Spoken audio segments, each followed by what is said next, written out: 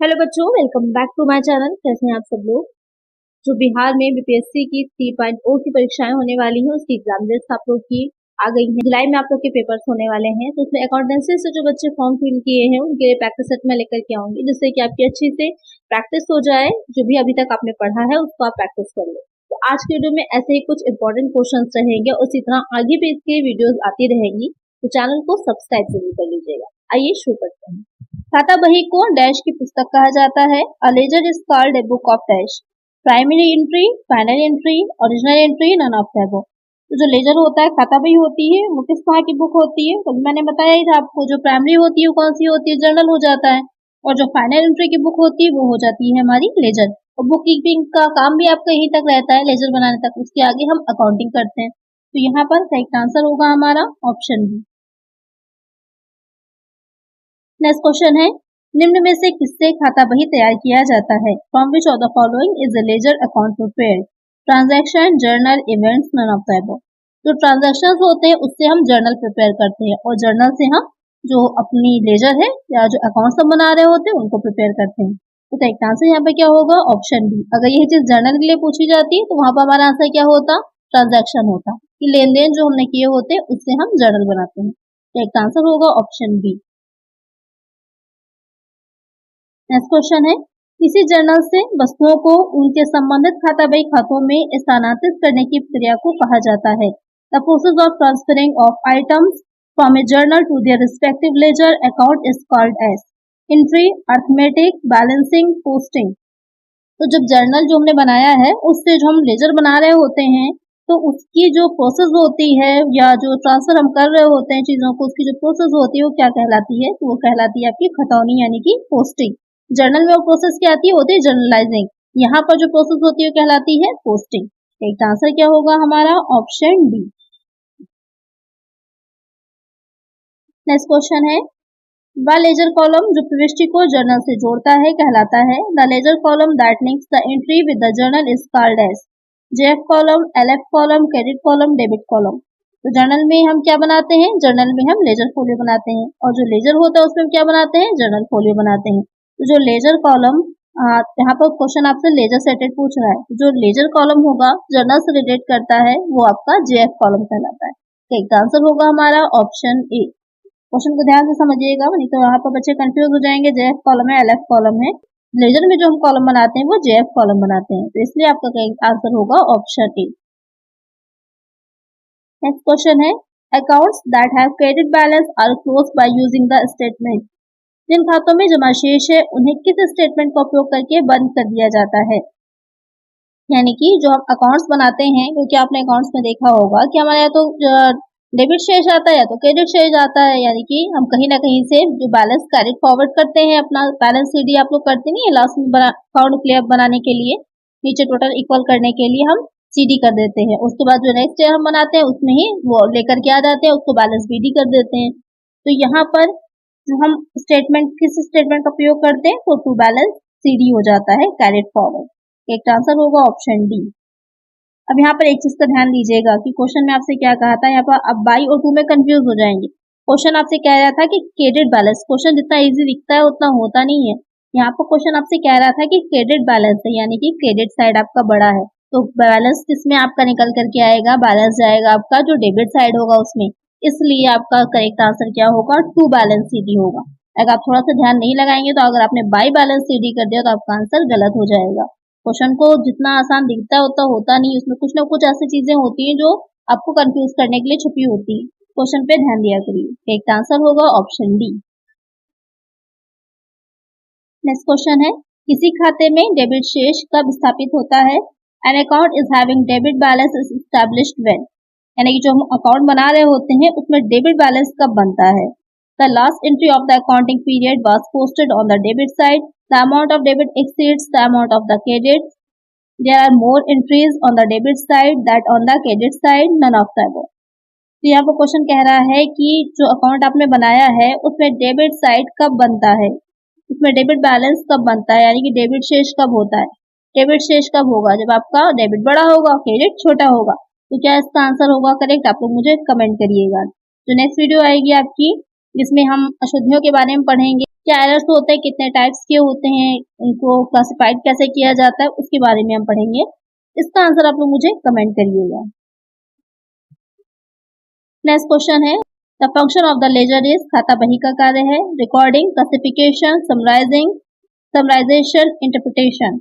बहुत अच्छा क्वेश्चन है और कई बार ये आपके अलग अलग जो एग्जाम्स हैं, जो अकाउंटेंट के हैं या पीजीटी टीजीटी का है, उसमें आया हुआ ये क्वेश्चन है कि जो लेजर होता है उसका क्या कार्य होता है। मैंने जो प्रीवियस वीडियोस में आपको पढ़ाया उसमें मैंने आपको क्लियरली इसके बारे में बताया था कि क्या होता है। मेन काम जो लेजर होता है वो क्लासिफाइड करता है, वर्गीकरण करता है, अलग अलग खातों को अलग अलग उसमें दिखाता है। तो यानी कि हर जितने भी ट्रांजेक्शन किए होते हैं, उसके जितने भी साइड होते हैं, पहलू होते हैं, उसी के अकॉर्डिंग अलग अलग खाता खोलते हैं, अलग अलग अकाउंट खोलते हैं। जैसे कि हमने सिर्फ परचेज ही किया है, मोहन से किया है, राम से किया है, श्याम से किया है, तो मोहन, राम, श्याम तीनों के अकाउंट आपके अलग अलग खुलेंगे। तो आपको क्या कर रहा है, क्लासिफाई कर रहा है। और इसके अलावा भी आप दूसरा तरीका भी समझ सकते हैं क्लासिफाइड करने का, रियल अकाउंट्स को अलग करता है, नॉमिनल को अलग करेगा, पर्सनल अकाउंट को अलग कर देंगे। तो यह क्या करता है, वर्गीकृत करता है। तो एक आंसर होगा हमारा ऑप्शन बी। रिकॉर्डिंग किसमें होती है, रिकॉर्डिंग आपकी जर्नल में होती है। और संक्षिप्तीकरण किसमें होता है, बहुत अच्छा पॉइंट है ये आपका। तो समराइजेशन किसमें हम करते हैं, तो एक आंसर बताइए इसका मुझे आप लोग कि संक्षिप्तीकरण जो समराइज करते हैं वो हम किस चीज में करते हैं। इसका आंसर आप लोग मुझे कमेंट करिएगा। नेक्स्ट क्वेश्चन है, खाता बही का क्रेडिट शेष है, credit balance of ledger is a revenue or an asset, a revenue or a liability, an expenses or an asset, an expenses or a liability. यानी कि जो हम अकाउंट्स बना रहे हैं, लेजर अपने बनाते हैं, तो उसमें क्रेडिट बैलेंस जो दिखाता है वो कौन से अकाउंट्स ऐसे होते हैं जिनमें क्रेडिट बैलेंस आता है। यानी कि क्रेडिट साइड आपका बड़ा रहता है और डेबिट छोटा होता है। वो आपके हो जाते हैं रेवेन्यू या फिर जो लायबिलिटी होती है, जो आय हुई है या फिर जो हमारे दायित्व बने हैं, वहां पर हमारा मोस्टली क्रेडिट बैलेंस रहता है। एक आंसर होगा हमारा ऑप्शन बी। नेक्स्ट क्वेश्चन है, निम्नलिखित में से कौन सा कथन सही है, which of the following statement is correct, all entries except cash transactions can be recorded through journal, ledger is a part of subsidiary book, purchase book records all the purchases whether cash or credit, bank column of cash book always has debit balance. बहुत अच्छा question है, ध्यान से समझिएगा इसको, इससे आपके बहुत से डाउट्स भी क्लियर हो जाएंगे और बहुत से क्वेश्चंस के इसमें कई एक एमसीक्यूज के आंसर भी छुपे हैं। तो क्वेश्चन में कह रहा है कि इसमें से कौन सा आपका जो स्टेटमेंट है वो करेक्ट होगा। पहला स्टेटमेंट कह रहा है कि नगद लेन देन को छोड़कर सभी प्रविष्टियां जर्नल के माध्यम से दर्ज की जा सकती हैं। खाता बही सहायक पुस्तक का एक हिस्सा है, क्या ये करेक्ट है, नहीं है, क्योंकि आपकी जो लेजर होता है वो सब्सिडरी बुक्स में नहीं आता, लेजर अलग होता है। हम जर्नल जो बनाते हैं और जर्नल की जो सब्सिडरी बुक्स होती हैं तो उसमें आ जाती है हमारी परचेज बुक आती है, परचेज रिटर्न है या सेल्स बुक है, सेल्स रिटर्न है, बीआर बुक है, या जो आपकी बिल्स पेबल बुक होती है, ये सारी बुक्स आती हैं। तो इस वीडियो में मैंने बहुत अच्छे से आपको समझाया था, इसका एक पूरा फॉर्मेट दिया था जिसमें सारी बुक्स को अलग अलग डिफाइन करके समझाया था। तो खाता बही जो थी वो एक सहायक बुक नहीं है।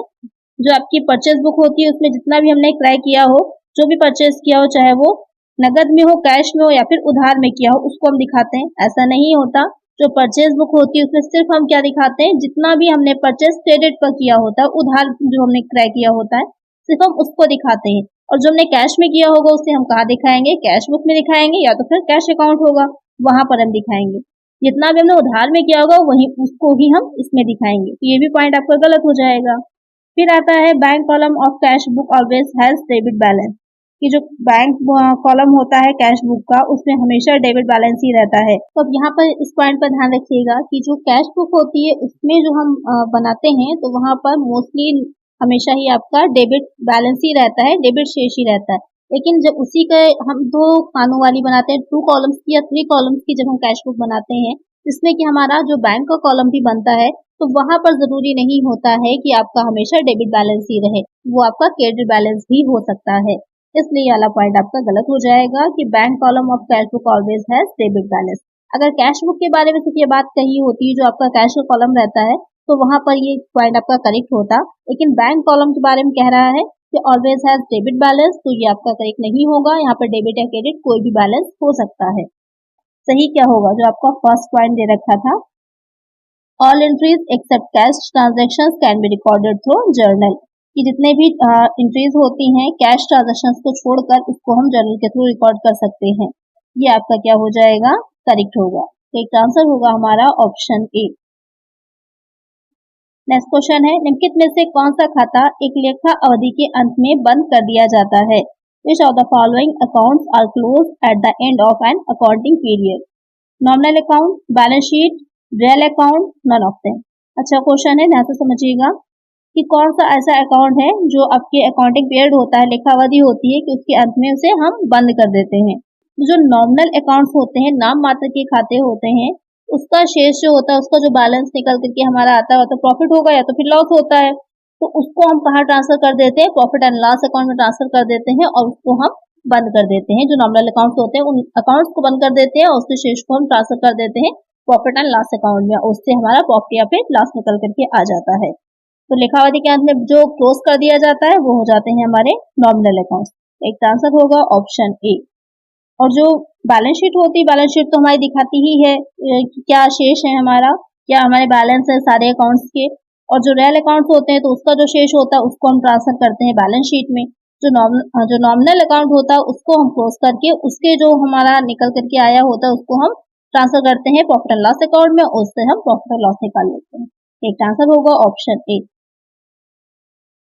नेक्स्ट क्वेश्चन है, निम्नलिखित में से किसे तलपट तैयार करने के आधार के रूप में जाना जाता है? Which of the following is known as the base of preparing trial balance?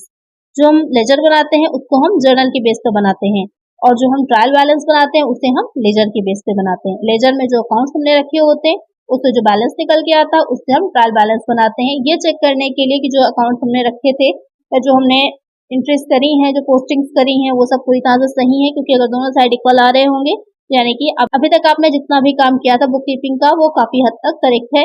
बाकी एक्सेप्शंस तो आपके वो अशुद्धियां हैं, एरर्स रहती हैं, जैसे कि हम नेक्स्ट वीडियो में पढ़ेंगे, वो अलग रहती हैं।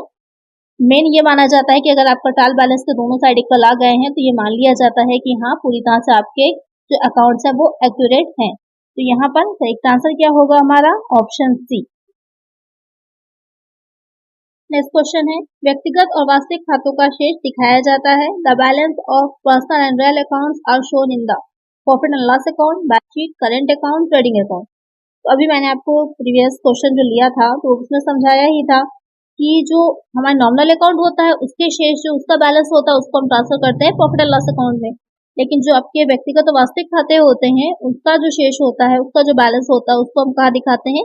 वो हमारा जाता है बैलेंस शीट में। जो हम बैलेंस शीट बना रहे होते हैं वर्ष के अकाउंटिंग पीरियड के एंड में, वहां पर हम उसमें ट्रांसफर कर देते हैं, जिससे कि हमें ये पता चल सके कि एट द एंड या अकाउंटिंग पीरियड के एंड में हमारे जो बिजनेस है उसकी फाइनेंशियल स्टेटस क्या है, किस तरह का है, कितना आपके पास एसेट्स हैं, क्या लायबिलिटीज हैं, इसको अच्छे से समझने के लिए हम उसमें ट्रांसफर कर देते हैं। तो करेक्ट आंसर क्या होगा हमारा? Option B.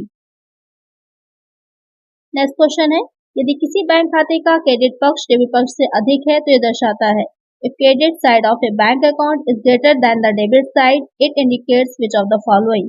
Bank overdraft, cash at bank, bank balance, current asset. तो यहाँ पर क्वेश्चन कह रहा है कि जो बैंक अकाउंट होता है, तो आपको याद होगा जो कैश बुक हम बनाते हैं उसमें आपका बैंक का भी कॉलम रहता है एक, जो 2 कॉलम वाली होती है हमारी या 3 कॉलम वाली होती है, उसमें बैंक का भी एक हमारा रहता है। तो यहाँ पर जो कह रहा है कि अगर आपका क्रेडिट पक्ष डेबिट पक्ष से अधिक है, यहाँ पर देखिए अपोजिट हो गया। हमने ये पढ़ा था कि डेबिट साइड बड़ा होता है, क्रेडिट साइड छोटा होता है, तो यहाँ पर क्या रहता है? डेबिट बैलेंस रहता है। अब क्वेश्चन यहाँ पर कह रहा है कि क्रेडिट पक्ष जो है वो डेबिट पक्ष से अधिक है, तो इसका मतलब क्या है? हमारी पेमेंट ज्यादा है और हमने जो रिसीव हुआ है वो कम हुआ है, तो ऐसे सिचुएशन में क्या होगा? बैंक ओवरड्राफ्ट बनता है हमारा, बैंक अधिविकर्ष बनता है। तभी तो आपने ज्यादा एक्सपेंस कर लिया, तभी तो आप ज्यादा व्यय कर पाए, तभी आपने बैंक से ओवरड्राफ्ट लिया था। क्योंकि आपके पास अगर इनकम कम हुई है, मिला आपको रिसीविंग कम हुई है, तो ज्यादा एक्सपेंस आपने कैसे कर लिए? हो ही नहीं पाएंगे। तभी तो हो पाएंगे ना जब आपने बैंक से ओवरड्राफ्ट लिया होगा। ओवरड्राफ्ट क्या होता है? बैंक ओवरड्राफ्ट जो होता है, जब आपको अपना जो अकाउंट होगा बैंक में आपका, उसमें से जितनी भी राशि आपकी जमा है, जितना अमाउंट आपके बैंक में डिपॉजिट है, उससे ज्यादा अमाउंट निकालने के लिए बैंक आपको परमिशन देता है और आप उस अमाउंट को निकालते हैं, तो वो हमारा बैंक ओवरड्राफ्ट कहलाता है। ऐसा सारे अकाउंट होल्डर्स को नहीं मिलती है ये सुविधा, ये फैसिलिटी। जो आपके करंट अकाउंट होल्डर्स होते हैं उनको ये फैसिलिटी दी जाती है, क्योंकि वो काफी बड़े लेवल पर ट्रांजेक्शन करते हैं। जो बिजनेसमैन होते हैं मोस्टली उन्हीं लोग का करंट अकाउंट होता ही है, तो उन लोगों को ये फैसिलिटी दी जाती है और इस पर बैंक जो होता है इंटरेस्ट लेता है। तो ये आपका क्या हो जाएगा? बैंक ओवरड्राफ्ट हो जाएगा। तो इसका आंसर क्या होगा हमारा? Option A. नेक्स्ट क्वेश्चन है, एक कैश बुक निम्नलिखित उद्देश्य पूरा करती है। A cash book serves the following purpose. It works as a ledger account, it works as a book of original entry as well as ledger account, it works as a book of original entry, none of the above। तो यहाँ पर क्या purpose पूरा करती है, तो मैंने आपको बताया था जो कैश बुक होती है वो जर्नल भी होती है और लेजर भी मानी जाती है। तो यहाँ पर आपको डायरेक्टली जर्नल नहीं बोला है, क्या बोला, बुक ऑफ ओरिजिनल एंट्री। और बुक ऑफ ओरिजिनल एंट्री कौन सी होती है, जर्नल होती है। सारे पॉइंट्स को ध्यान में रखिएगा, तभी आप एग्जाम में अच्छा परफॉर्म कर पाएंगे। अगर कहीं पर कुछ भी मिस हुआ तो वहीं से आपका गलत हो जाएगा। तो बुक ऑफ ओरिजिनल एंट्री कौन सी हो जाती है, जर्नल होती है। तो यहाँ पर आपको जो बी पॉइंट है वो करेक्ट हो जाएगा। तो एक आंसर होगा हमारा ऑप्शन बी। नेक्स्ट क्वेश्चन है, रोकड़ बही का क्रेडिट पक्ष डैश है। The credit side of A cash book is dash, the loss side, the receipt side, the profit side, the payment side. जो हम कैश बुक बनाते हैं उसका क्रेडिट साइड क्या होता है, तो डेबिट साइड होती है रिसीविंग और क्रेडिट साइड हो जाता है पेमेंट। क्या हो जाएगा, भुगतान पक्ष होता है। एक आंसर क्या होगा हमारा, ऑप्शन डी। समायोजन में अंतिम स्टॉक को इसमें दिखाया गया है। The closing stock in adjustment is shown in trading account, profit and loss account, balance sheet, both A and C. तो यहाँ पर क्वेश्चन आपसे पूछ रहा है कि जो एडजस्टमेंट एंट्रीज हम करते हैं तो क्लोजिंग स्टॉक को कहाँ कहाँ पर दिखाया जाता है। व्यापारी खाते में, लाभानी खाते में, तुलन पत्र जो तलपट होता है या फिर इसको परीक्षा सूची भी बोला जाता है, इंग्लिश में ट्रायल बैलेंस कहते हैं, वहां पर, या फिर ए और सी दोनों में, यानी कि जो ट्रेडिंग अकाउंट है और बैलेंस शीट है दोनों में दिखाया जाता है। तो मैंने पहले ही बताया था यहाँ पर कोई एडिशनल इन्फॉर्मेशन नहीं दे रखी कि तलपट में दिखाया है नहीं दिखाया है कुछ भी, तो हम नॉर्मल उसको मान के चलेंगे। और यहाँ पर जो ट्रेडिंग अकाउंट होता है उसमें भी दिखाते हैं क्लोजिंग स्टॉक को और बैलेंस शीट में भी दिखाया जाता है। तो एक आंसर होगा हमारा ऑप्शन डी। नेक्स्ट क्वेश्चन है, अंतिम स्टॉक का मूल्यांकन किया जाता है। Closing stock is generally valued at cost price, market price, cost price or market price whichever is higher, cost price or market price whichever is lower। ये question बहुत exam में पूछा जाता है कि जो आपका क्लोजिंग स्टॉक होता है, अंतिम रहतिया होता है, उसका जो वैल्यूएशन किया जाता है, मूल्यांकन किया जाता है, वो किस मूल्य पर किया जाता है। क्योंकि अगर हम बात करें कि जो प्राइस होते हैं तो बहुत तरह के रहते हैं, मार्केट प्राइस होता है, कॉस्ट प्राइस होता है, एवरेज प्राइस होता है, तो कई तरह के प्राइसेस हो जाते हैं। यहाँ पर जो क्वेश्चन में कह रहा है तो जो स्टॉक का वैल्यूएशन किया जाएगा, स्पेशली क्लोजिंग स्टॉक की जो बात आती है, तो जो कॉस्ट प्राइस दे रखा हो और मार्केट प्राइस दोनों में से जो कम होता है उस पर वैल्यूएशन किया जाता है। ये क्वेश्चन बहुत आमतौर पर पूछा जाता है, एग्जाम में बहुत बार आया हुआ है, रिपीटेड है अलग अलग एग्जाम्स में। इसको ध्यान में रखिएगा, दोनों में से जिसकी वैल्यू कम होती है उस पर दिखाया जाएगा। तो एक आंसर होगा हमारा ऑप्शन डी, कॉस्ट प्राइस और market price which ever is lower. Next question है, प्रारंभिक स्टॉक 15,000 है, अंतिम स्टॉक 6,000 है, वर्ष के दौरान कुल क्रय 30,000 है। ये देखते हुए कि प्रारंभिक स्टॉक में अनजाने में 1500 के डाक टिकट शामिल हैं, बेचे गए माल की लागत ज्ञात कीजिए। Opening stock 15,000, closing stock 6,000, total purchase during the year 30,000। Given that opening stock inadvertently includes postage stamps of ₹1,500, find the cost of goods sold। तो थोड़ा सा क्वेश्चन पे ध्यान दीजिएगा, यहाँ पर आपसे ये पूछा है, क्लोजिंग स्टॉक की वैल्यू नहीं पूछी है, जो आपके न्यूमेरिकल आते हैं थोड़ा सा ट्रिकी करके आते हैं। यहाँ पर जो क्वेश्चन में कह रहा है आपको कॉस्ट ऑफ गुड्स सोल्ड निकालनी है, तो आपको एक एडजस्टमेंट दे रखा है साथ में कि जो प्रारंभिक स्टॉक आपका 15,000 था, अंतिम स्टॉक क्लोजिंग जो स्टॉक था वो 6,000 का था, आपने जो परचेज किया वो 30,000 का किया है, लेकिन जो प्रारंभिक स्टॉक है, ओपनिंग स्टॉक है, उसमें आपकी गलती से अनजाने में 1,500 रुपए के डाक टिकट जो थे वो शामिल कर लिए गए हैं। तो उसका एडजस्टमेंट करके आप जो हमारी कॉस्ट ऑफ गुड सोल्ड होगी उसे कैसे निकालेंगे। तो यहाँ पर इसको निकालने के लिए आपको पता ही होगा जो कॉस्ट ऑफ गुड सोल्ड निकलती है या जो हम बनाते हैं, तो मेनली क्या क्या किया जाता है, परचेजेस में ओपनिंग स्टॉक को ऐड कर दिया जाता है और क्लोजिंग को घटा दिया जाता है। हमें मटेरियल कंज्यूम की वैल्यू निकाल आती है कि कितना हमने मटेरियल यूज किया है, या कॉस्ट ऑफ गुड्स सोल्ड कह सकते हैं। यहाँ पर कॉस्ट शीट से मतलब नहीं है, यहाँ पर जो क्वेश्चन है आपका उसके अकॉर्डिंग हम चल रहे हैं। तो 1,500 रुपए के जो डाक टिकट है वो उसमें शामिल नहीं किए जाएंगे। तो निकालने के लिए कैसे निकलेगा कि जो ओपनिंग स्टॉक है और परचेजेस है उसको ऐड कर देंगे हम, तो कितना आ जाएगा 45,000 का, और उसमें से जो क्लोजिंग स्टॉक है और जो साथ में हमारे डाक टिकट की यानी कि पोस्टेज स्टैम्प्स की वैल्यू दे रखी है, दोनों को लेस कर देंगे। कितना लेस होगा हमारा अमाउंट, लेस हो जाएगा 7,500। 45,000 में से 7,500 लेस होगा तो कितना आ जाएगा 37,500, 37,500। 37,500 क्या हो जाएगी हमारी कॉस्ट ऑफ गुड्स सोल्ड हो जाएगी। करेक्ट आंसर क्या होगा हमारा ऑप्शन सी। तो इस तरह के क्वेश्चन को ध्यान में रखिएगा, अक्सर एग्जाम में कंफ्यूज करते हैं। नेक्स्ट क्वेश्चन है, यदि माल लागत पर 25% लाभ पर 2,000 रुपए में बेचा जाता है तो बेचे गए माल की लागत ज्ञात करें। Find the cost of goods sold if goods are sold for ₹2,000 at 25% profit on cost. 1,600, 1,500, 1,000, 1,800। इस तरह के क्वेश्चन एग्जाम में बहुत पूछे जाते हैं। यहाँ पर आपको कॉस्ट ऑफ गुड्स सोल्ड निकालनी होती है। तो इस तरह के क्वेश्चन दो तरह से दे रखे होते हैं, या तो आपका सेल पर प्रॉफिट दे रखा होता है, आपको कॉस्ट बता दी जाती है, या तो फिर आपका कॉस्ट पर प्रॉफिट दे रखा होता है और सेल बता दी जाती है, और आपको या तो प्रॉफिट निकालने को पूछता है या फिर कॉस्ट ऑफ गुड्स सोल्ड निकालने को पूछता है। यहाँ पर आपको क्या किया है कि प्रॉफिट का परसेंटेज दे दिया है और सेलिंग प्राइस बता दिया गया है कि 2,000 का था। अब आपको निकालनी है कॉस्ट ऑफ गुड्स सोल्ड। तो इसके लिए हमें क्या करना है, क्योंकि जो प्रॉफिट है हमारा कॉस्ट पे दे रखा है, तो यहाँ पर अगर हम मान लेते हैं कि जो हमारी कॉस्ट है वो 100 है, क्योंकि प्रॉफिट जो दे रखा है हमारा कॉस्ट पे दे रखा है, कॉस्ट को हम 100 मान लेंगे तो कॉस्ट में प्रॉफिट ऐड करने के बाद ही तो सेल निकल के आती है। कॉस्ट हमने 100 मान ली, 25 रुपए या 25% हमारा प्रॉफिट है, तो हमारा क्या हो जाएगा 125 रुपए क्या हो जाएगी सेल हो जाएगी। तो ये जो 2,000 अमाउंट दे रखा है वो 125% ही तो हुआ। तो यहाँ पर निकालने के लिए आपकी 2,000 जो 2,000 है अपॉन 125 इंटू 100 कर देंगे। अब जो निकल के कितना आएगा हमारा, सॉल्व कर लीजिएगा इससे। जब हम इसे सॉल्व करेंगे तो कितना आ जाएगा हमारा 1,600 आ जाएगा। राइट आंसर क्या हो जाएगा हमारा ऑप्शन ए। इस आगे इसलिए इंक्लूड किया है मैंने कि एग्जाम में अक्सर पूछे जाते हैं, तो अगर आपको आता है एग्जाम में तो आप लोग कंफ्यूज ना हो। नेक्स्ट क्वेश्चन है, which of the following correctly represent the sequence of the accounting cycle. निम्नलिखित में से कौन सा लेखांकन चक्र के अनुक्रम को सही ढंग से दर्शाता है। अब यहाँ पर हमें ये चीज बतानी है कि जो एडजस्टमेंट एंट्रीज की जाती हैं वो कहाँ पर की जाती हैं। तो अगर हमें अकाउंटिंग साइकिल अच्छे से समझ में आ जाएगा तो हमें पता होगा कि एंट्रीज जो होगी वो कहाँ पर की जाएंगी।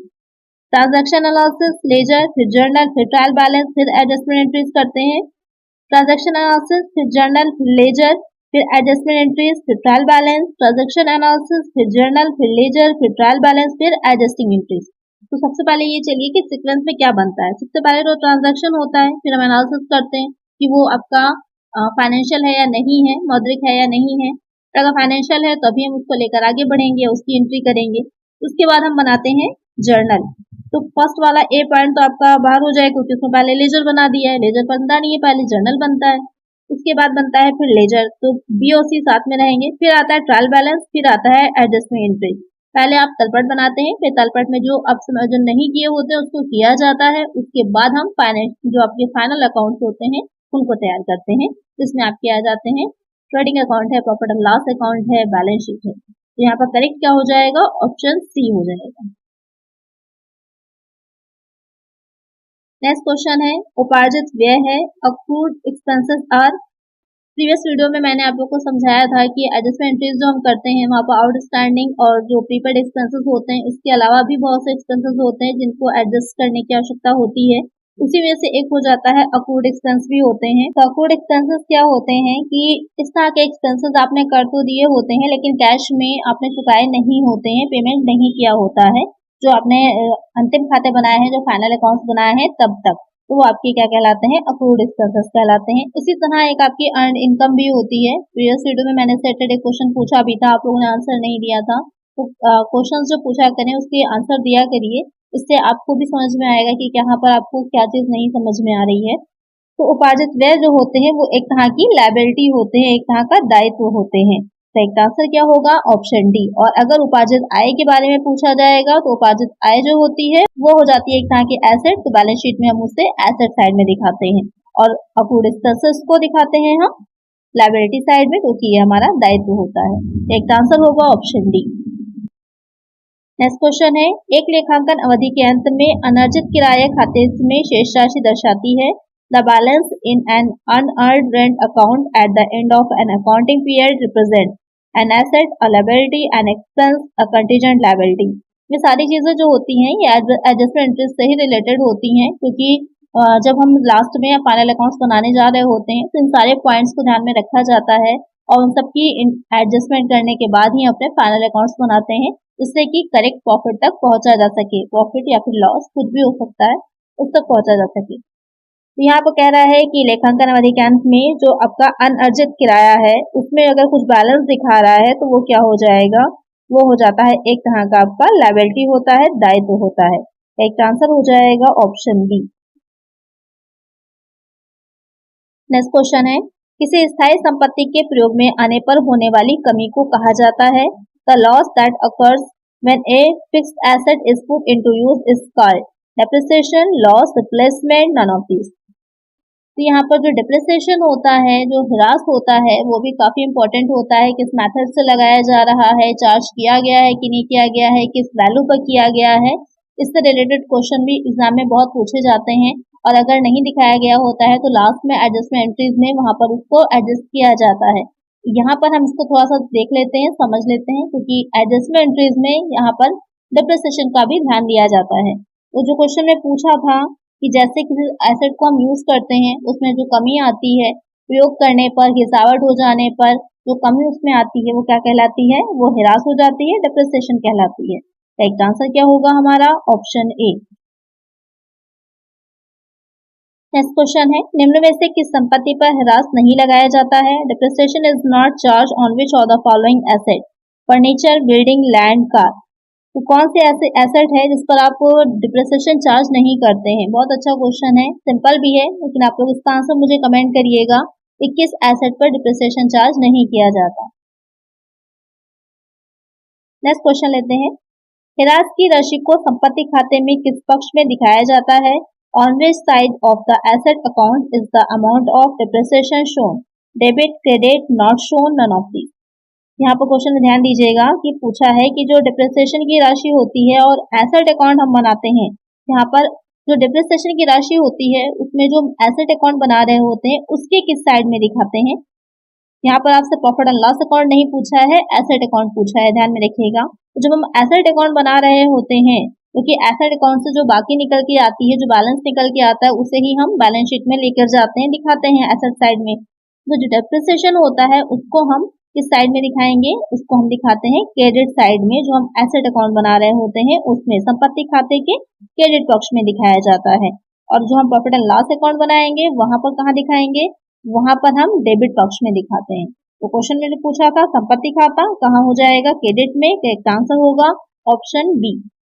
और इसको जो एंट्री की जाती है इसके बारे में, इससे रिलेटेड, तो वो हो जाती है depreciation account debit to asset account, और उसके बाद हम प्रॉफिट एंड लॉस अकाउंट में ट्रांसफर करते हैं, तो हो जाता है profit and loss account debit to depreciation account.